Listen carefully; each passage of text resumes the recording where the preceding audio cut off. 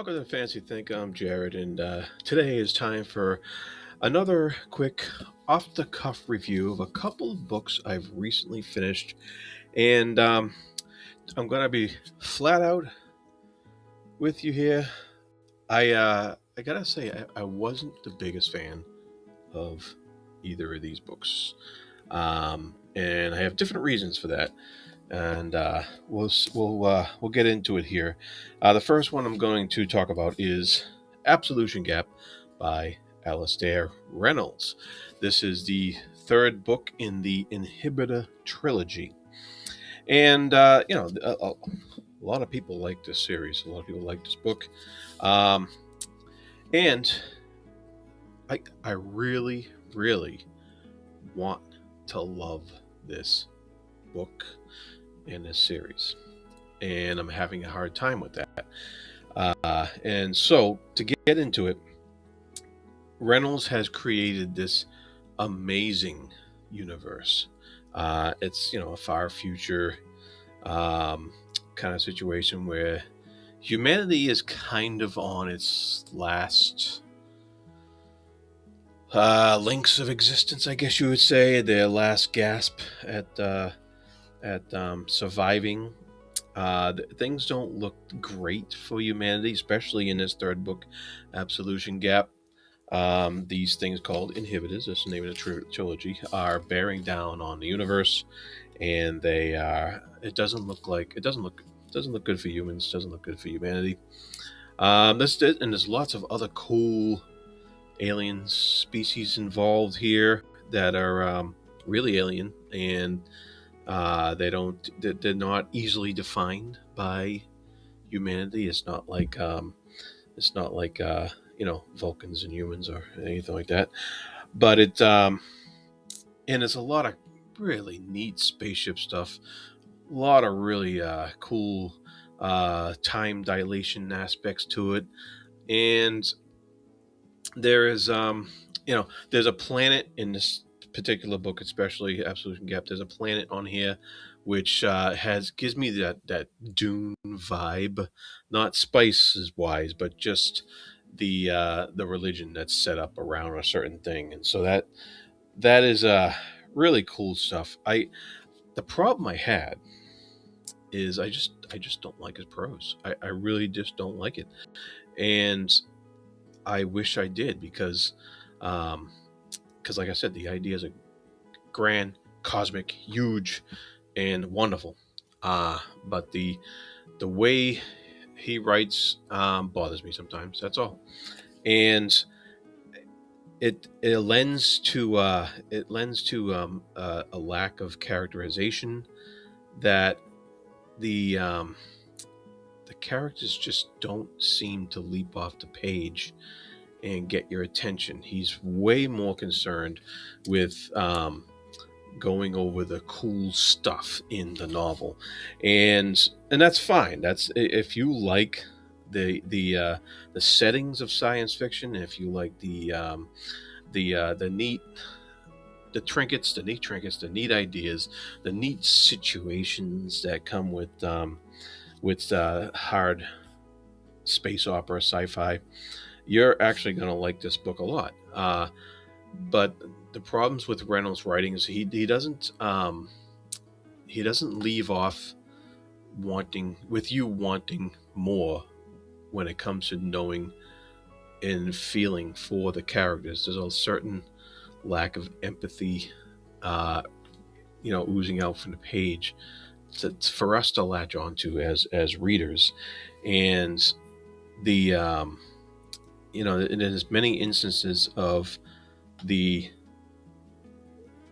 characters talking to each other, explaining stuff to each other, and then on the next page, the narration explaining the exact same thing, and so that kind of bothered me sometimes. And I understand this is Reynolds' first trilogy, and I have been told by others that he gets much better as which makes sense. You get better at writing as you do it more, and so well, will I be delving into Reynolds in the future? Not right away. Um, but I'm not sad, or you know, I'm glad I finished this trilogy, because the ideas in these books are just out of, well, they're supposed to be out of this world, but they are really fantastic. Like, just those are the things that I'm latching on to here, and those are the things that I think may have influenced some of the more recent stuff that has come out. The Tchaikovskys and the what's the name? I'm sorry, I'm drawing a blank on one of my favorite Arcade Martin. So the stuff like that, you can tell this guy must have had an influence on him, and in turn, he was obviously influenced by Frank Herbert and other stuff that came before him. So, Absolution Gap, there is a real, sense of doom here, a sense of greater extinction. There's the idea of what Reynolds does nicely in here is he brings in the fear, not only the fear of the unknown, or what these other alien species can do, but he also brings in the sense that there's more to the universe than what is apparently right in front of you, and he does that pretty well. So that kudos to Reynolds for that, at least. And so I know I'm pretty all over the place with this book, because this book also tends to be pretty all over the place within the narrative as well. So, I guess that kind of makes sense. So, all told, glad I read it, but not eager to read it again, and not eager to get into any other Reynolds stuff for the time being, because I got plenty of stuff on the shelf over there to read. All right, let's get into the next book on my disappointing reviews list here. This is the Centauri device by M. John Harrison, part of the Sci-Fi Masterworks collection. And this book, besides being a trip that Philip K. Dick could only envy, is I actually have no idea what happened in this book. I know there is a character named John Truck. Nice name, right? And he deals with drugs. So I don't know if he was on drugs the whole time, and that's why none of this made sense. I don't know if Harrison was on drugs the whole time, and that's why this book made no sense. No judgment here, but it was funny because I didn't have a hard time reading it. It was kind of fun just to look at all these weird terminologies and to read them out loud. Where he says lines like swum or swum in senselessness, fish of the impossible medium, and you think, oh well, you're just saying that out of context, right? No, it doesn't make sense in context either, trust me. And I was reading this whole thing, and the only thing I got out of this book, besides this whole new wacky vocabulary, is that this guy John Truck refused to have anything to do with this thing called the Centauri device, and until he eventually did, and and then it ends. And but why he was refusing was lost in a haze of explanation that was as wacky as that line I just read.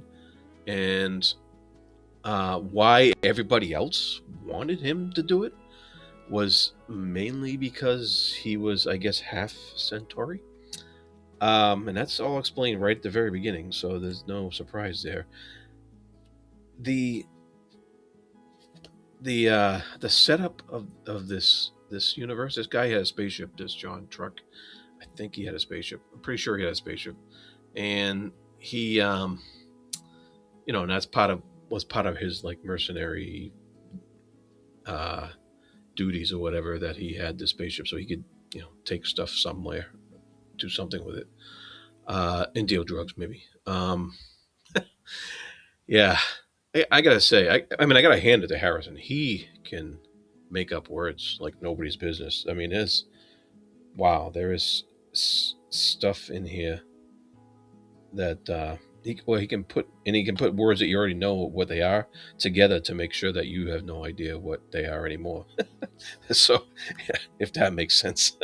uh, like, I apologize to anybody who enjoyed this book, has read it and enjoyed it and understood it. And I'm hoping that when we have our discussion, our sci-fi masterwork discussion on this, that somebody can explain it to me. Because it's this book is either a work of high genius or a befuddled mess of word soup. Um, and I really can't decide which one it is. There is no doubt that if you're immersed into the reading of this, you will be immersed into Harrison's world that he created here.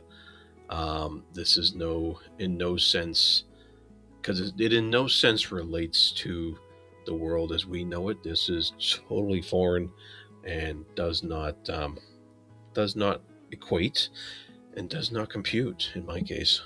So I really don't know what to make of this mess, and I hope somebody can explain it to me, because it like I said, it was kind of fun. It's kind of fun going through it and going, what, huh?